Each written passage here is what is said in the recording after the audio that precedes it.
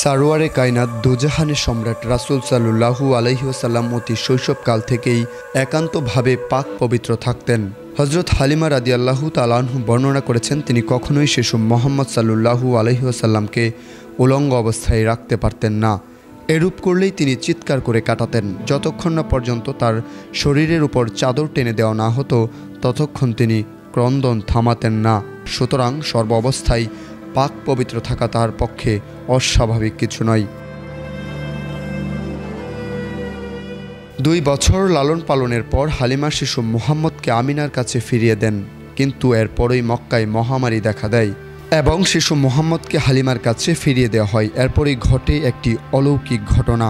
বিশ্বস্ত হাদিস গ্রন্থ মুসলিম শরীফের বর্ণনা মতে একদিন শিশু নবীর বুক চিরে হৃৎপিণ্ড বের করে ফেরেশতা হযরত জিবরাইল আলাইহিস সালাম তা জমজম কূপের পানিতে ধুয়ে আবার যথাস্থানে স্থাপন করে দেন।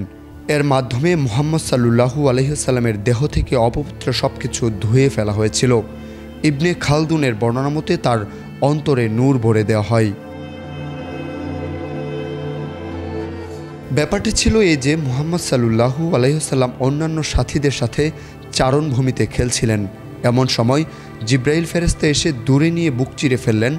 Double million offer, Walton fridge কিনে পেতে পারেন 20 লক্ষ টাকা, রয়েছে কোটি কোটি টাকার নিশ্চিত উপহার। অতঃপর হৃৎপিণ্ড বের করে জমজমের পানি দিয়ে ধুয়ে কিছু জমাট রক্ত ফেলে দিলেন এবং বললেন, শয়তানের যে অংশ তোমার মধ্যে ছিল সেটা হলো এই। অতঃপর বুক পূর্বের ন্যায় জোড়া লাগিয়ে দিয়ে তিনি অদৃশ্য হয়ে গেলেন। পুরো ব্যাপারটা খুব দ্রুত সম্পূর্ণ হয়ে গেল।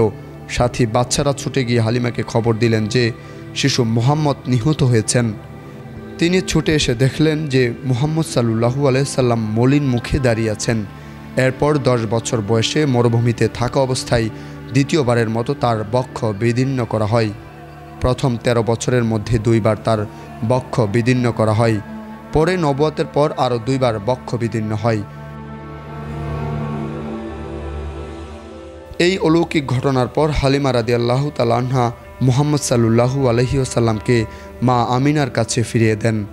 6 বছর বয়স পূর্ণ হওয়া পর্যন্ত তিনি মায়ের সাথেই কাটান।